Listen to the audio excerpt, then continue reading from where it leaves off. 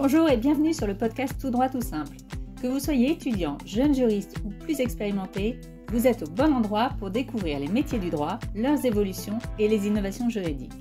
Je suis Delphine Bordier, ancienne avocate et directrice juridique, aujourd'hui LegalOps, c'est-à-dire consultante en stratégie juridique et organisation. J'interviewe tous les 15 jours des praticiens du droit de tous horizons qui témoignent de leur expérience, leur parcours, leur vision et vous livrent de nombreux conseils pratiques. Soyez curieux et bonne écoute! J'accueille aujourd'hui Laure Daudeville, avocate et qui a choisi de se reconvertir il y a 2 ans. Laure aime le droit, le métier d'avocat, mais pense que ce métier ne lui a jamais vraiment correspondu. Et c'est en découvrant la médiation qu'elle s'est mise sur une autre fréquence et a senti qu'autre chose était possible. Elle s'est alors formée au bilan de compétences et a créé un parcours original pour accompagner les avocats dans leur évolution ou leur reconversion professionnelle. Bonjour Laure, je suis ravie de t'accueillir sur le podcast Tout droit tout simple aujourd'hui. Est-ce que je peux te demander, évidemment comme tous nos invités, de te présenter et de nous dire un peu quel est ton parcours? Bonjour Delphine, merci de m'avoir invitée sur ce podcast. Je suis très très contente d'être avec toi aujourd'hui. Je m'appelle Laure Daudeville, je suis avocate depuis 23 ans en droit immobilier à Montpellier. Je suis également médiatrice depuis 3 ans et j'ai créé une entreprise, donc je suis également entrepreneuse, qui s'appelle Avocat Shake-up et dont nous allons parler aujourd'hui puisque c'est l'objet de cet entretien. Exactement.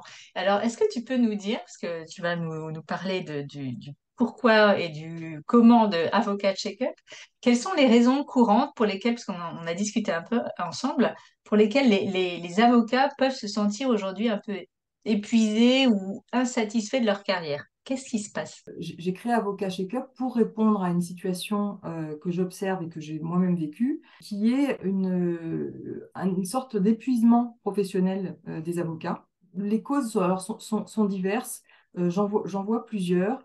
La première, elle est assez fondamentale, c'est que finalement, en tout cas quand on fait du contentieux, on travaille, on est au cœur du conflit en permanence. Et on sous-estime peut-être le fait qu'à force, c'est quand même émotionnellement, en plus qu'intellectuellement, difficile d'être tout le temps en prise avec le conflit. Et moi, j'ai souvent eu le sentiment, en allant en audience ou en participant à une réunion d'expertise, de monter sur un ring. Finalement, pour ma part, je ne m'y suis jamais complètement habituée. La deuxième raison, c'est, je pense qu'on a un gros problème de temps, c'est que c'est un métier qui est extrêmement chronophage. Il y a beaucoup de tâches diverses à effectuer. Toutes ne sont pas facturables, ce qui peut donner le sentiment parfois que notre rémunération n'est pas à la hauteur de nos investissements. Et pour certains, c'est même difficile de constater que malgré des heures et des heures de travail, la rémunération n'est pas au rendez-vous. Alors évidemment, ce n'est pas le cas de tous les avocats, mais c'est le cas de nombreux avocats. J'ai identifié aussi, toujours en rapport avec le temps, un problème d'équilibre de vie. C'est que finalement, c'est un métier qui est quand même difficile à concilier avec la vie personnelle, même si l'avantage de la profession libérale fait qu'on peut organiser son temps comme on veut. Le résultat, c'est quand même qu'on rentre à la maison avec les dossiers dans la tête, on part en week-end avec les dossiers dans la tête, on part en vacances avec les dossiers dans la tête. Et donc, je pense qu'il y a un petit peu une saturation, une charge mentale, voilà, une charge mentale qui est importante en plus des heures de travail. Peut-être aussi, j'ajouterais un manque de reconnaissance. Finalement, c'est un métier de service, d'accompagnement, mais peut-être que par rapport à d'autres métiers, justement parce qu'on travaille sur le conflit et qu'on a face à nous des clients qui sont parfois en grande détresse, en tout cas avec une grande attente sur un problème qui est un litige, la reconnaissance du client vis-à-vis de l'avocat n'est pas, en tout cas de ce que j'ai pu expérimenter, n'est pas si fréquente que ça. Et peut-être c'est lié à une autre cause, je pense, qui est très importante, toujours sur le temps, c'est que nos prestations durent très longtemps. Finalement, à la fin du premier rendez-vous, c'est là que le dossier démarre, alors qu'un médecin termine sa consultation, nous, on démarre souvent pour 5 ans. Et donc, il y a peut-être aussi un épuisement du client qui fait que Soit ça se passe très bien et le client et l'avocat deviennent finalement assez proches à force, mais ça peut être aussi, il peut y avoir aussi un épuisement de la relation. Avec ces constats, donc toi, tu as créé Avocat Check-up. Et Oui. quels sont du coup les services que tu proposes aux avocats? Parce que tu t'adresses pas seulement aux avocats contentieux, tu t'adresses à tous les avocats. Voilà, voilà. Hmm. Alors, oui, exactement. C'est vraiment, il n'y a pas du tout de critères pour participer au parcours avocat check-up. Les avocats qui font du conseil ont des problématiques souvent assez proches de celles des avocats qui font du contentieux, notamment sur alors, ils ont peut-être moins de problèmes de rémunération, ils ont un problème de temps et d'équilibre de vie qui est assez criant. Et donc, Avocat Check-up, c'est un parcours qui propose aux avocats de faire un bilan de compétences avec des outils donc, du bilan de compétences auquel je me suis moi-même formée et des outils de coaching puisque je travaille avec des coachs. Et donc de prendre un temps pour soi, pour avoir ce recul qu'on n'a jamais la possibilité de prendre dans notre quotidien parce qu'on est né dans le guidon en permanence. Et là, c'est finalement un temps qu'on prend pour soi, mais en étant accompagné et en suivant un parcours digital qui est structuré, mais qui est quand même ludique et qui est fait sur mesure pour les avocats, puisque j'avais moi-même fait un bilan de compétences et je m'étais aperçue que ça ne correspondait pas du tout aux À tes problématiques que je attentes? rencontre. Oui, Hmm. exactement. Donc, en fait, Hmm. j'ai fait un mix de mon expérience d'avocat, de ma formation en bilan de compétences, du coaching et de tous les témoignages que j'entendais de mes confrères pour faire finalement leur proposer un service qui soit sur mesure et les aider à identifier, en étant accompagnés, identifier ce qu'ils voudraient changer, améliorer dans leur vie professionnelle et que ça reste pas simplement une espèce d'intention dont on fait rien ou une vague idée qui va, qui vient. Là, bah, voilà, on y va, on est accompagné et ça permet d'avoir le sentiment d'avancer. Et alors, le parcours dont tu parles, il est entièrement dématérialisé. Est-ce que tu peux nous dire pourquoi? Le parcours se passe en trois outils complémentaires.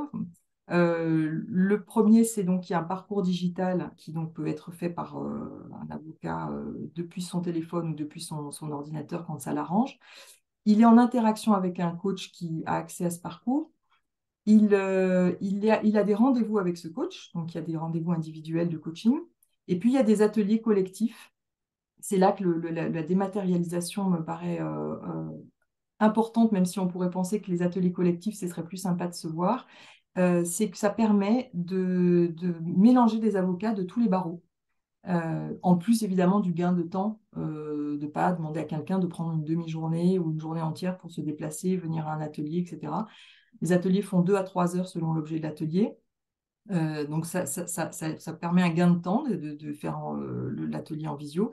Et surtout, ça permet de mélanger des avocats de plusieurs barreaux. Et là, tu vois, par exemple, pour ma prochaine session, j'ai un avocat de Toulouse, une avocate de Saint-Denis à La Réunion, de Saint-Pierre à La Réunion, deux autres de Paris, d'autres de Montpellier. Et ce mélange, je trouve, est C'est riche, vraiment quoi. Ouais, riche. pour les Ouais. échanges. Et puis, je vois bien que les participants sont contents de rencontrer, de ne pas être qu'avec des avocats qu'ils connaissent. Ouais. Oui, Voilà, oui, et pour d'autres des nouvelles barreaux et têtes. d'autres Ouais, ouais, compétences, d'autres ouais, habitudes. ouais. Et Ça, du c'est coup, vraiment. le processus du bilan de compétences, comment il est mené? Tu peux nous dire un peu les étapes clés, la durée, et puis comment c'est financé? Ça fait beaucoup de Ouais, questions, ouais. mais Alors, un bilan de compétences, c'est 3 étapes.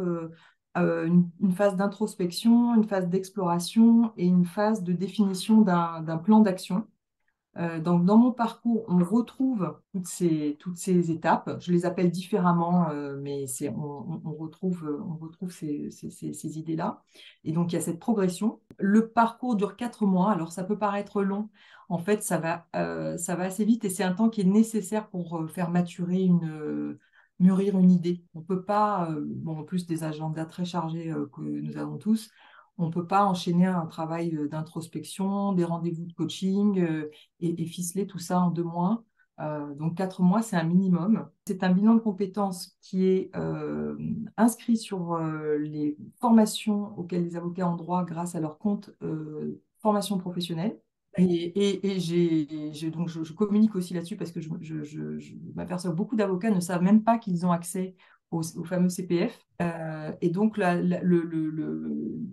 mon parcours est totalement pris en charge par le compte CPF, sauf, enfin, à hauteur des droits Oui, qui sont... acquis. Alors, sauf si on vient de commencer à travailler, parce que c'est un compte qui est alimenté chaque année.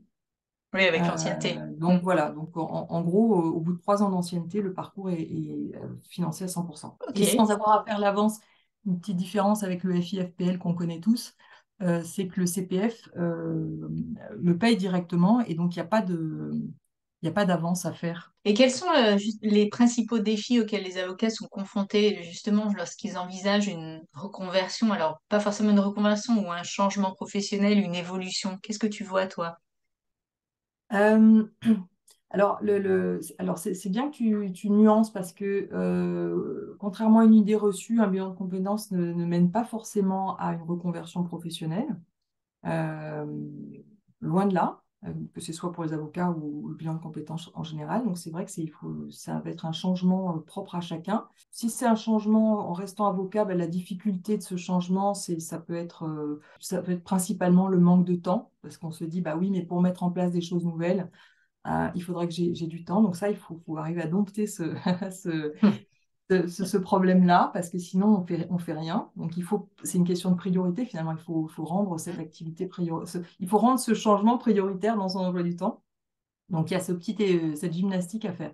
Pour une reconversion, les avocats sont moins bien lotis quand même que les autres, d'une certaine manière, pas de tout, sur tous les aspects, parce que en tant que profession libérale, bah, enfin, il y a très très peu d'avocats salariés évidemment. Donc un avocat qui veut se reconvertir, il faut quand même sur un plan financier anticiper le truc, parce que bah, on va pas avoir accès à Pôle emploi, on va devoir payer les charges. L'année où on arrête, ben, on a quand même encore les charges de l'année précédente à payer. Donc il faut anticiper sur un plan économique, c'est pas simple. Je vois aussi un frein, alors qui est plus subtil, c'est que les avocats sont quand même très attachés à leur statut et à leur robe. Et donc, je vois que pour certains, ça peut être aussi un chemin un petit peu difficile de se dire, bah voilà, j'ai vraiment envie, mais quand même, c'est quitter la robe, Ouais. tout ça pour ça, quoi. C'est un cap à franchir, quoi. Ouais, ouais. Et puis socialement, c'est vrai que c'est un métier qui est quand même assez valorisé. Donc, la famille, etc., le valorise, les amis. Donc, bon, mais c'est pour ça que 4 mois, c'est pas trop pour, pour avancer sur un projet de reconversion.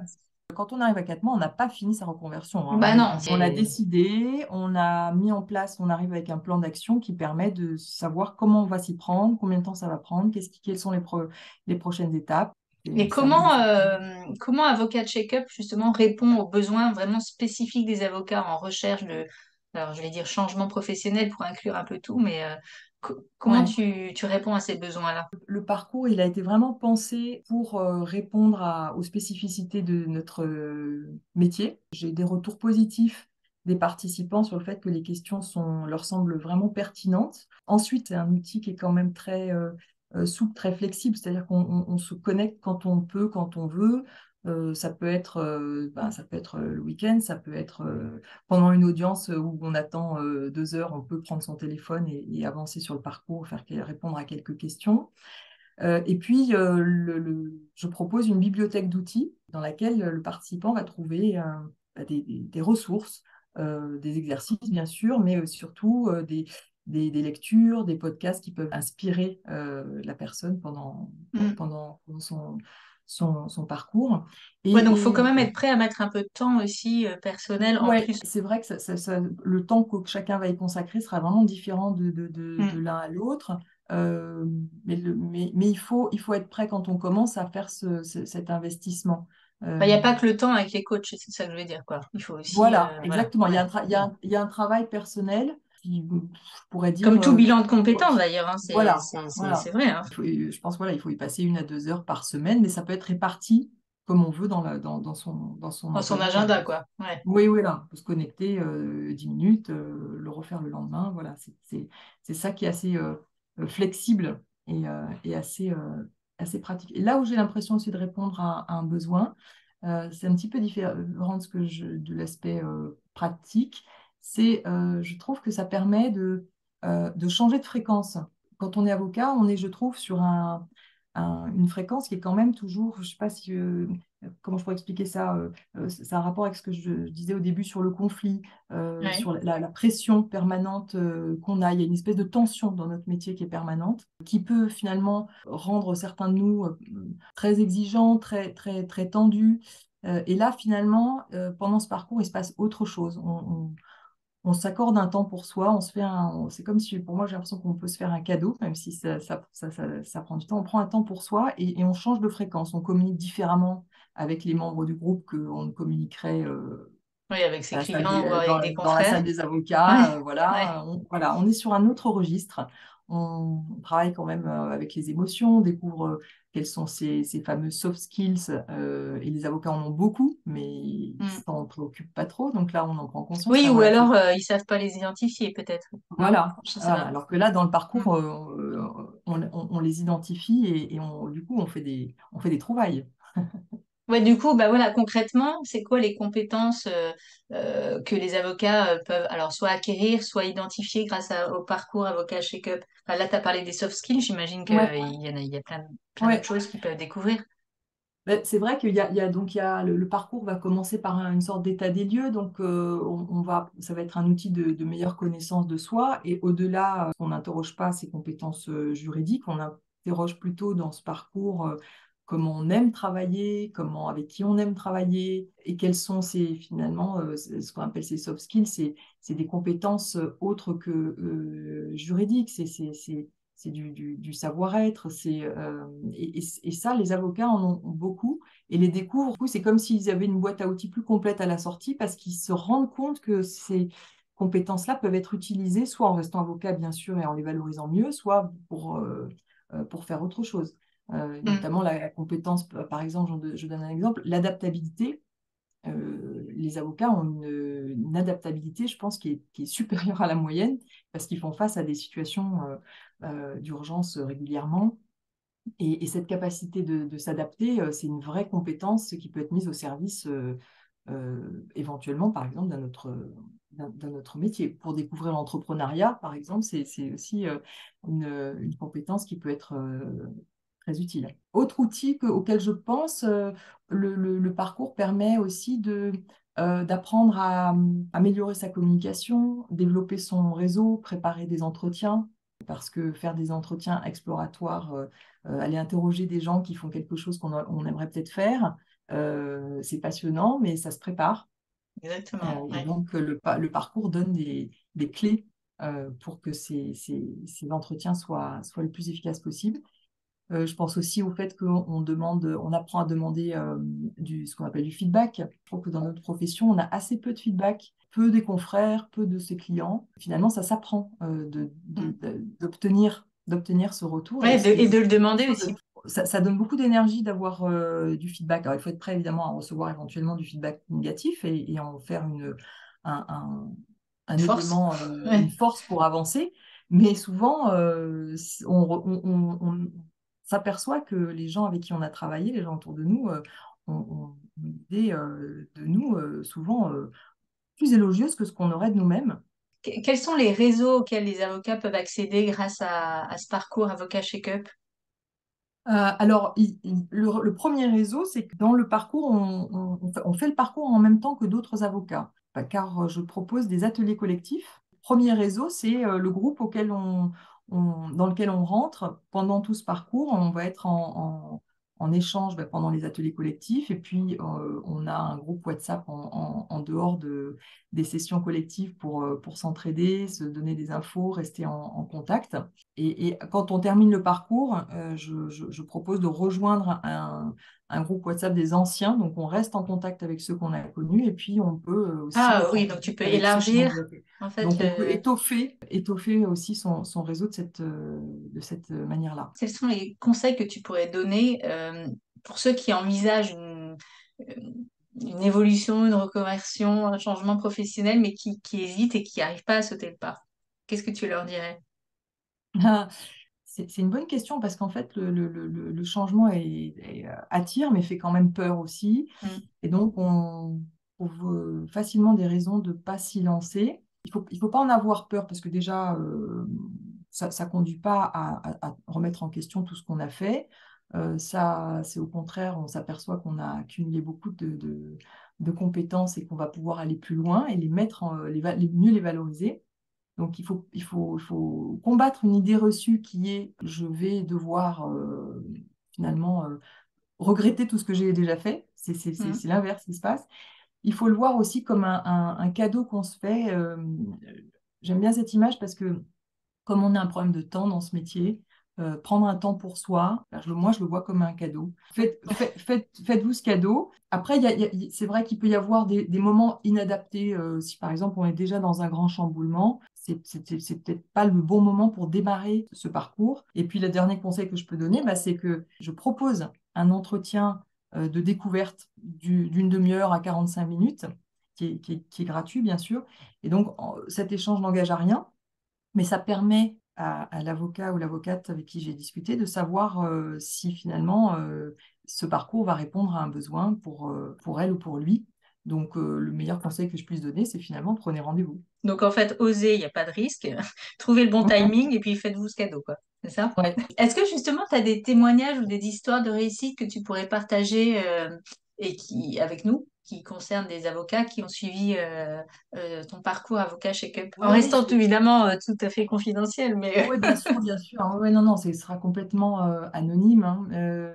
Tu fais bien de parler de confidentialité parce que, à part finalement les membres du groupe qui connaissent votre inscription, tout est évidemment totalement confidentiel. J'ai le cas, par exemple, d'une avocate qui avait envie de faire une reconversion professionnelle depuis 8 ans sans même faire le premier pas. Et en 4 mois, bah, elle a eu un plan d'action hyper précis. Donc, voilà, elle était contente de voir que finalement, ce qu'elle avait laissé comme une espèce de vague projet pendant 8 ans est devenu un vrai plan précis, réaliste en qu'elle 4 pouvait mois, mettre en quoi. action, quoi, après. Ouais. Oui, voilà. Donc ça, je trouvais ça une belle... Oui, parce que parfois, en fait, il manque l'impulsion Voilà.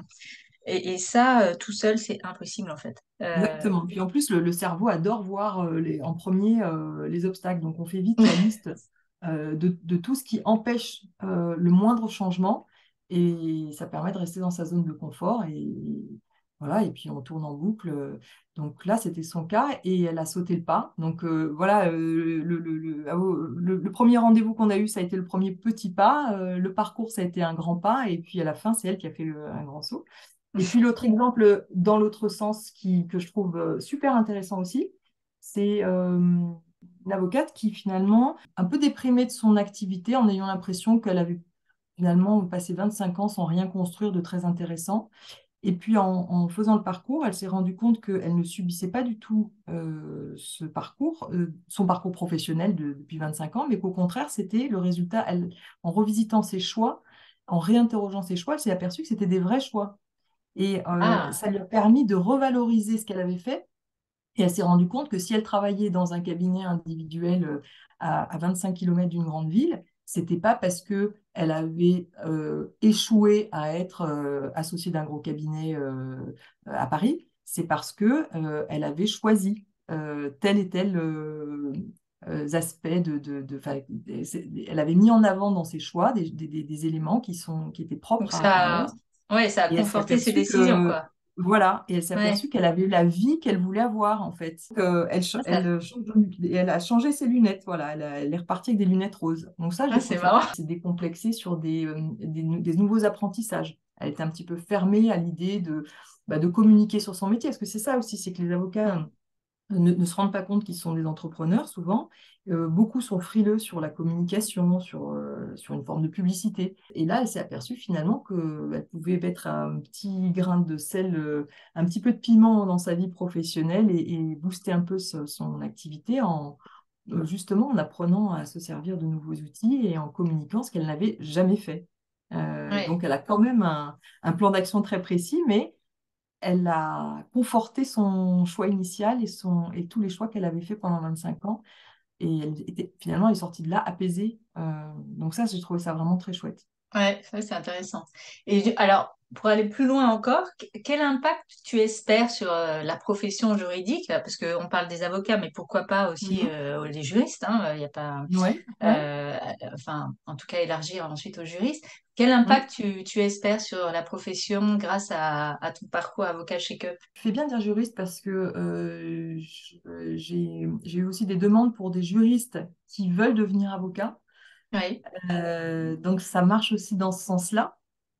Ça peut être intéressant pour eux d'être confrontés aux expériences d'avocats avant de faire le choix de devenir avocat. Ce que ça pourrait apporter à la profession, c'est justement prendre ce temps que personne ne prend pour réfléchir sur soi, où est-ce qu'on veut aller, peut-être devenir vraiment l'avocat qu'on a envie d'être, en étant en contrôle de sa vie professionnelle, de ses choix, et pas en ayant l'impression de subir, et donc finalement peut-être arrêter de se plaindre, ou alors du coup, quitter la profession. Euh, Comme tu l'as dit, seul, c'est très difficile. Donc, je pense que ça peut répondre à une difficulté de la profession actuellement, qui est qu'il y a quand même pas mal de départs. Il y a beaucoup d'avocats quand même qui veulent ou qui quittent la Mm. profession, ou en tout cas qui veulent, au point que d'ailleurs le CNB, le Conseil national des barreaux, s'intéresse au sujet. Les bâtonniers dans les différents barreaux s'intéressent à cette question. Donc, Et est-ce qu'on sait si c'est plus les femmes ou les hommes qui partent ou c'est équivalent? On ne sait pas. Il n'y a pas d'études. C'est quand même majoritairement des femmes, Mm. probablement parce qu'une des causes des difficultés avec la vie personnelle, Mm. euh, et je dirais un petit peu malheureusement, c'est quand même toujours encore les femmes qui vivent moins bien trouvent plus difficilement cet équilibre. Donc, il y a plus de femmes. Et puis, il y a aussi plus de femmes qui ont l'idée de se faire aider. Oui, c'est ça. Voilà, Elles ont l'idée de moins se faire peur de dire accompagner. j'ai besoin Ça, d'aide, c'est un quoi. peu dommage. Ouais. Voilà, elles hésitent moins. Je pense que les hommes en ont autant besoin, mais ils vont moins oser demander de l'aide. Voilà, donc je pense que je peux proposer un outil d'accompagnement pour les avocats qui est utile en ces temps voilà, de questionnement et de départ de la profession. Ça permettra peut-être d'être sûr que les avocats qui sont avocats sont contents de l'être et que Oui, ceux oui. qui le subissent trop puissent aller faire autre chose. Sachant que tu l'as peut-être pas évoqué au début, mais ce parcours, il a été créé et pensé, tu l'as pas fait toute seule, et du coup, tu as quand même un nombre de fonctions et de disciplines qui sont réunies dans ce parcours, qui sont assez impressionnants. Donc, c'est vraiment un, un parcours aussi qui mélange plein de fonctions différentes. Oui, et c'est vrai du coup, je donne accès aux avocats à des outils effectivement, que j'ai pas créé moi-même, et j'ai des partenaires pour ce programme. Les coachs qui interviennent ne sont pas avocats. Alors, il y a des avocats qui sont devenus coachs qui pourraient tout à fait intervenir dans le programme, mais je trouve que c'est intéressant aussi d'avoir des coachs dans d'autres parcours. Donc, c'est un autre regard. Donc, ça, c'est Mm. intéressant. Et pour avoir fait le parcours digital, j'ai un partenaire qui est spécialiste en mobilité professionnelle dans des grands groupes. Donc, je bénéficie de sa technologie. Le parcours digital, on l'a fait ensemble. Et donc, sa technologie et son expérience de la mobilité professionnelle dans un autre milieu professionnel. Donc, c'est intéressant Ouais. voilà, Bah, de de mettre croiser en toutes commun, ces de croiser. fonctions. Voilà, moi, Mm. j'ai mon expérience d'avocat, et mon partenaire a une expérience de la mobilité professionnelle en entreprise, de l'accompagnement des managers. Et tout ça, ça donne voilà, quelque chose de dynamique et enthousiasmant. Bon, bah écoute, c'est super. Est-ce que tu peux peut-être nous dire un petit mot de fin sur notre rencontre et puis surtout droit tout simple ou je sais pas. Ce que tu veux. Je te Ouais, laisse ouais, le ouais. micro pour la Ouais, fin. ouais. Ouais, ouais, volontiers. Alors, j'écoute beaucoup de podcasts, et je suis tombée sur le tien assez rapidement, puisque je cherchais des podcasts qui tournaient autour à la fois du métier d'avocat et de son avenir. Une des pistes que je propose dans le parcours, c'est finalement d'explorer des compétences nouvelles pour être un avocat autrement, hybride, augmenté. J'ai entendu ces termes dans certains des podcasts. Moi, j'ai découvert grâce à son podcast le métier de legal opérateur. J'ai compris l'intérêt du legal design. Donc ça, et pour tout dire, ton podcast fait partie de la boîte à outils que je propose dans ma bibliothèque. Donc, écoute, voilà, voilà, c'est un outil que je propose parce que pour certains qui sont intéressés par l'avenir du métier d'avocat, je pense que ça peut être très utile. Écoute, merci, je ne savais pas. Donc, je souhaite une longue vie à Avocat Check-up et puis tu reviens quand tu veux pour nous en parler. Je reviendrai avec grand plaisir, puisque j'ai beaucoup de plaisir à en parler, faire connaître Avocat Check-up et puis se passer un moment avec toi. On a déjà eu des échanges avant, voilà, c'est toujours toutes ces rencontres m'enrichissent beaucoup. Merci. Écoute, merci beaucoup, alors à très bientôt. À bientôt. Je vous donne rendez-vous dans 2 semaines. D'ici là, abonnez-vous au podcast pour ne rien manquer. Et si vous souhaitez partager votre expérience ou discuter d'une innovation juridique, contactez-moi directement sur le site Tout droit tout simple ou sur LinkedIn. Bonne semaine!